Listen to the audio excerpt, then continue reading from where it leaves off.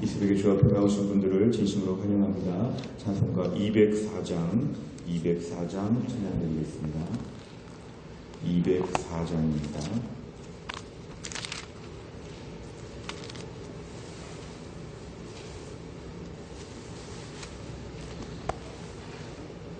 찬송가 204장 찬양드리겠습니다.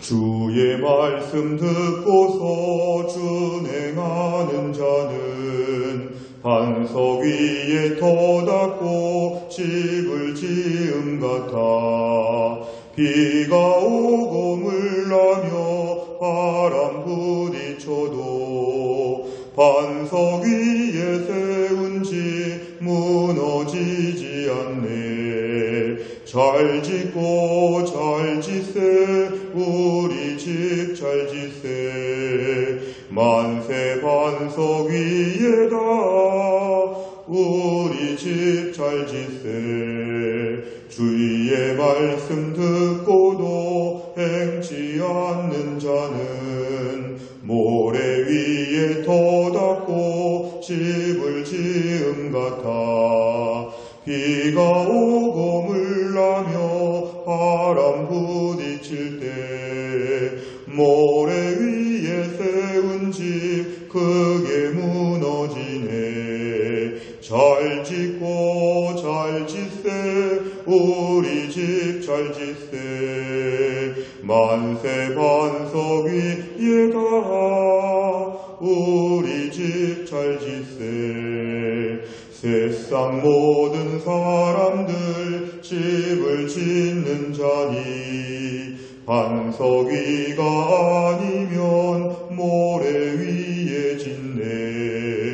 우리 구주 오셔서 지은 상을 줄 때 세운 공로 따라서 영영 상벌 주리. 잘 짓고 잘 짓세 우리 집 잘 짓세 만세 반석 위에다 우리 집 잘 짓세.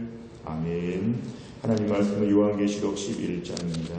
요한계시록 11장 1절부터 14절까지입니다. 요한계시록 11장 1절부터 14절 신약성경 409페이지에 있습니다. 요한계시록 11장 1절부터 14절까지 말씀을 저와 한 절씩 교독하시겠습니다. 1절부터 14절입니다. 또 내게 지팡이 같은 갈대를 주며 말하기를 일어나서 하나님의 성전과 제단과 그 안에서 경배하는 자들을 측량하되 성전 바깥 마당은 측량하지 말고 그냥 두라. 이것은 이방인에게 주었은즉 그들이 거룩한 성을 42달 동안 짓밟으리라. 내가 나의 두 증인에게 권세를 주리니 그들이 붉은 베옷을 입고 1260일을 예언하리라. 그들은 이 땅에 주 앞에 서 있는 두 감람나무와 두 촛대니 만일 누구든지 그들을 해하고자 하면 그들의 입에서 불이 나와서 그들의 원수를 삼켜버릴 것이요 누구든지 그들을 해하고자 하면 반드시 그와 같이 죽임을 당하리라. 그들이 권능을 가지고 하늘을 닫아 그 예언을 하는 날 동안 비가 오지 못하게 하고 또 권능을 가지고 물을 피로 변하게 하고 아무 때든지 원하는 대로 여러 가지 재앙으로 땅을 치리도다. 그들이 그 증언을 마칠 때에 무적행으로부터 올라오는 짐승이 그들과 더불어 전쟁을 일으켜 그들을 이기고 그들을 죽일 터인즉 그들의 시체가 큰 성 길에 있으리니 그 성은 영적으로 하면 소돔이라고도 하고 애굽이라고도 하니 곧 그들의 주께서 십자가에 못 박히신 곳이라. 백성들과 족속과 방언과 나라 중에서 사람들이 그 시체를 사흘 반 동안을 보며 무덤에 장사하지 못하게 하리로다. 이 두 선지자가 땅에 사는 자들을 괴롭게 한 거로 땅에 사는 자들이 그들의 죽음을 즐거워하고 기뻐하여 서로 예물을 보내리라 하더라.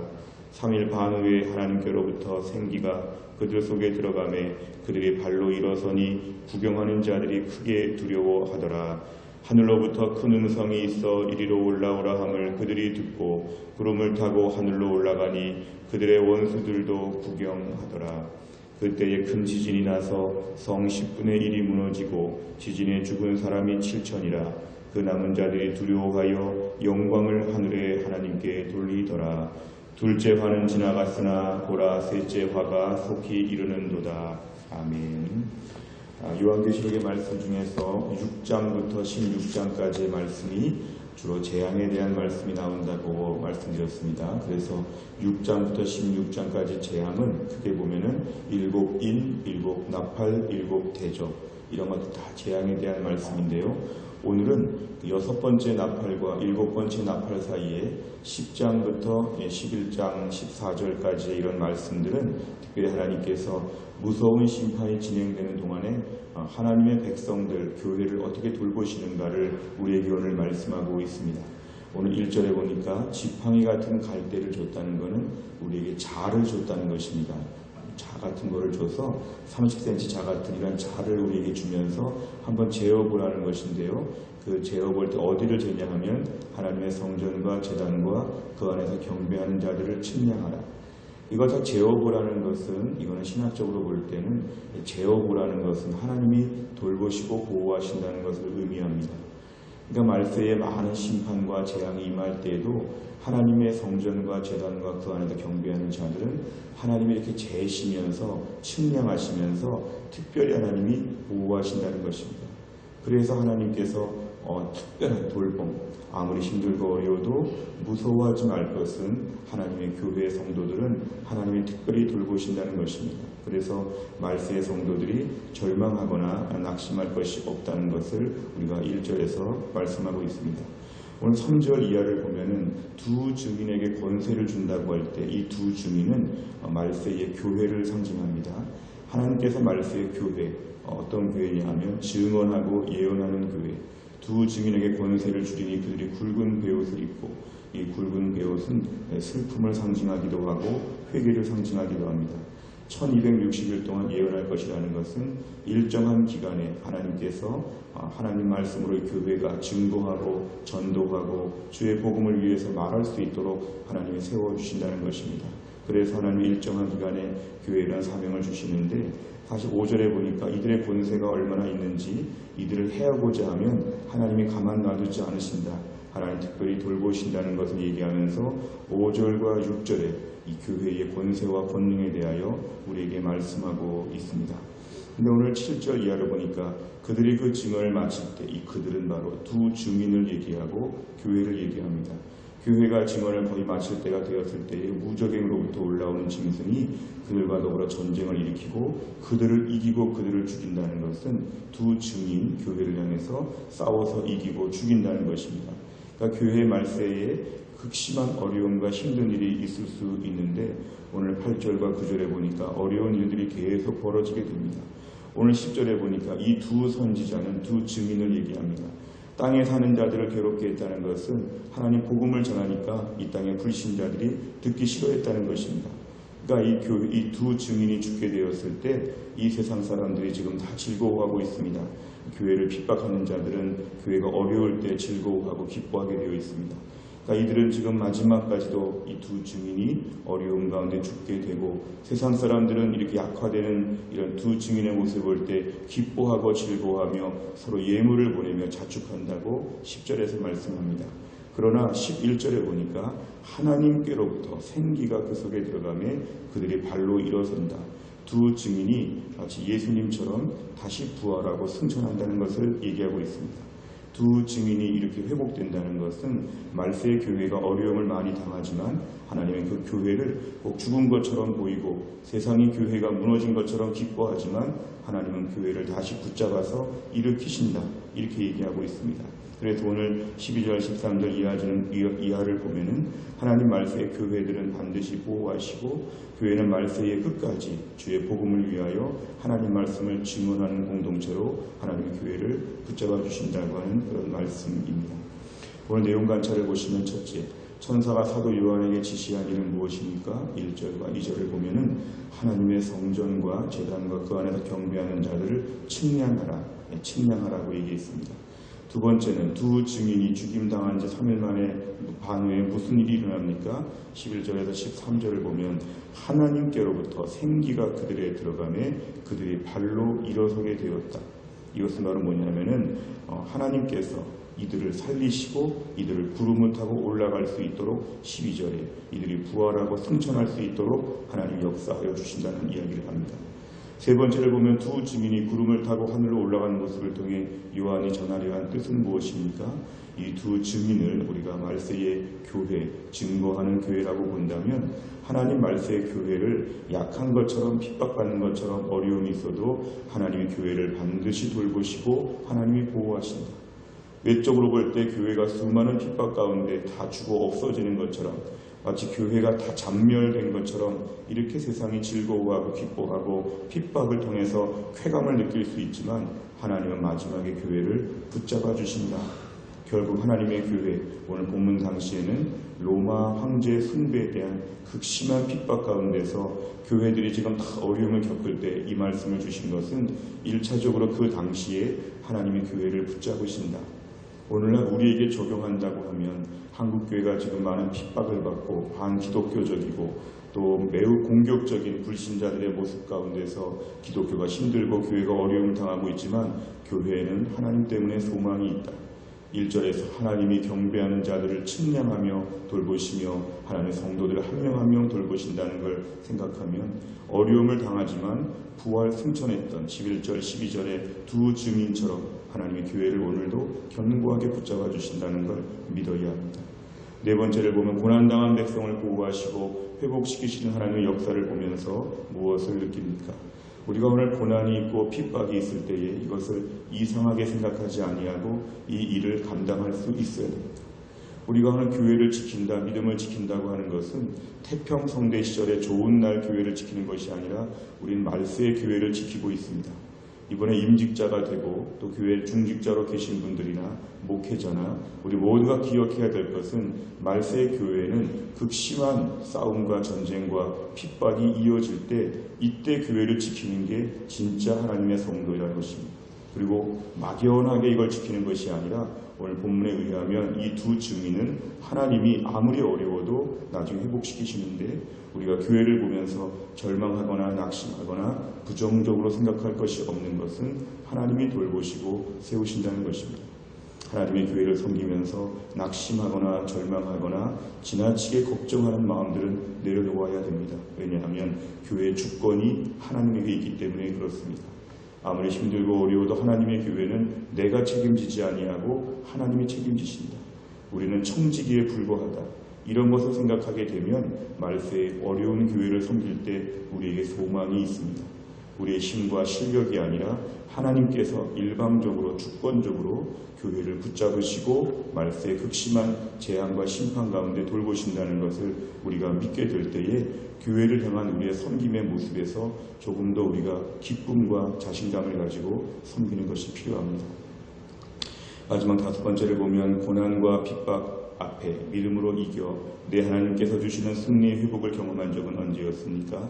고난 중에도 하나님께 영광 돌리는 삶을 살기 위해 결단한 일은 무엇입니까? 최근까지 교회를 섬기면서 힘들고 어려운 일이 있어도 하나님이 일으켜 세워주시는 것을 체험한 적이 언제였습니까? 사실 올 한 해 그런 일들이 교회 안에 많이 있었습니다. 우리 신앙생활의 앞으로도 아무리 힘들고 어려워도 하나님이 교회를 붙잡아 주시는 것을 더 많이 체험하게 될 것입니다. 이보다 더 큰 은혜가 교회 앞에 있을 것입니다. 몸된 교회를 섬기면서 항상 힘들고 어려울 수 있다는 전제를 미리 깔아놓고 하지만 이 속에서 승리의 회복을 주시를 하나님을 신뢰하며 나아가는 것이 우리에게 필요합니다. 말세에 실제로 어려운 것보다는 우리를 낙심하게 하는 시험이 더 무서운 것입니다. 오늘 말씀에 하나님의 교회를 하나님 마지막에 힘들어도 결국은 하나님의 생기가 그들에 다시 들어가게 되어서 발로 일어설 수 있도록 하나님 붙잡아 주신다고 하는 오늘 11절의 말씀 마음에 꼭 새기고 몸된 교회를 섬기면서 항상 이러한 주의 은혜를 붙잡고 소망과 기쁨으로 하나님에 대한 기대감으로 하나님의 교회를 잘 섬기며 감당할 수 있기를 간절히 바랍니다. 기도하겠습니다. 아버지 하나님 감사합니다. 이 새벽에 하나님이 저희를 깨우시고 주 앞에 나와 기도하게 하신 하나님 아버지, 말세의 극심한 심판과 재앙들이 계속 이어지는 과정에 하나님 몸된 교회를 어떻게 돌보시는지를 우리에게 또 이렇게 말씀하여 주셨습니다. 하나님 아버지 말세에 하나님의 성전과 그 안에서 경배하는 자들을 하나님이 측량하게 하시고 이들을 일일이 돌보신다고 말씀하셨습니다. 하나님 말세에 두 증인에게 권세를 주시고 하나님을 증언하게 하셨는데 마지막에 이들이 죽고 어려움을 당한 다음에도 하나님의 생기가 다시 이들에게 들어가서 이들을 하나님 다시 살아나게 하고 구름을 타고 하늘로 올라갈 수 있도록 하나님 역사하신다고 말씀하셨습니다.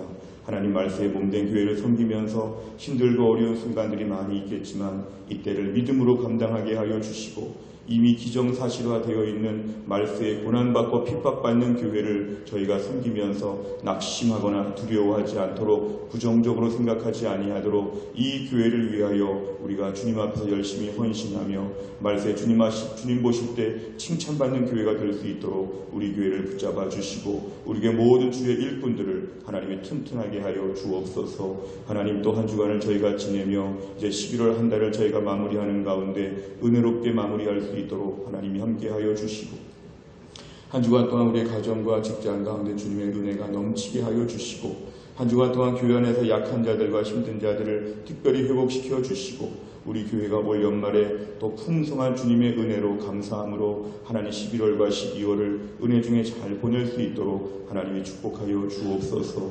모든 말씀을 예수님의 이름으로 기도하옵나이다. 아멘. 월요일의 100대 기도 제목은 교회 비전을 위해서 기도합니다. 15번부터 28번까지 교회 비전을 위해서 우리가 월요일마다 기도하고 있습니다. 15번부터 28번 15번 다 같이 읽겠습니다. 우리 교회가 단순하고 분명한 복음의 기초 위에서 예배하고 훈련하고 증거하는 공동체로 우뚝 서게 하옵소서. 아멘. 우리 모두가 말세의 혼란스러운 환경 가운데서도 하나님 중심, 성경 중심, 교회 중심의 건강한 신앙생활을 하게 하옵소서. 아멘. 온 교회 성도들이 강렬한 열망으로 뜨겁게 기도함으로 이전에 보지 못한 더 큰 부흥을 경험하게 하옵소서. 아멘. 공동체를 위협하는 어떤 역경과 도전 앞에서도 강력한 믿음의 능력으로 무장하여 승리케 하옵소서. 아멘. 남을 나보다 낮게 여기며 형제 허물을 덮어주고 아픔을 함께 나누는 사랑의 공동체, 은혜의 공동체가 되게 하옵소서. 아멘. 주님이 주신 비전을 향해 한치 흐트러짐 없이 달려가게 하시고 주님이 말씀하신 지상명령을 성취케 하옵소서. 아멘. 때를 얻든지 못 얻든지 전도에 열심을 내어 날마다 구원의 기쁜 역사가 일어나는 교회 되게 하옵소서. 아멘. 모두가 그리스도의 피로 하나 된 가족임을 기억하며 서로를 돌아보는 아름다운 사랑의 공동체가 되게 하옵소서. 아멘. 주의 백성들이 구원의 확신, 구원의 감격으로 날마다 그리스도의 신실한 제자들로 성장하게 하옵소서. 아멘. 성도들의 다양한 은사와 잠재력이 사역의 장으로 연결되어 모두가 함께 섬기고 함께 누리는 건강한 교회를 세워가게 하옵소서. 아멘. 복음의 능력으로 대전과 민족 열방을 향해 전도와 선교에 앞장서는 교회 되게 하옵소서. 아멘. 우리 교회가 대전 전역에 잃어버린 영혼들이 죽게 돌아오게 하는 구원의 통로가 되게 하옵소서. 아멘. 한 걸음 더 나아가 다음 세대와 모든 열방을 축복하는 통로로 쓰임받게 하옵소서. 아멘. 하나님을 하나님 되게, 교회를 교회 되게, 성도를 성도 되게 하는 일에 목숨을 거는 성령 충만한 교회 되게 하옵소서. 아멘. 주기도문합니다. 하늘에 계신 우리 아버지여, 이름이 거룩히 여김을 받으시오며 나라 임하옵시며 뜻이 하늘에서 이룬 것 같이 땅에서도 이루어지이다. 오늘날 우리에게 일용할 양식을 주옵시고 우리가 우리에게 죄 지은 자를 사하여 준 것 같이 우리 죄를 사하여 주옵시고 우리를 시험에 들게 하지 마옵시고 다만 악에서 구하옵소서. 대개 나라와 권세와 영광이 아버지께 영원히 있사옵나이다. 아멘.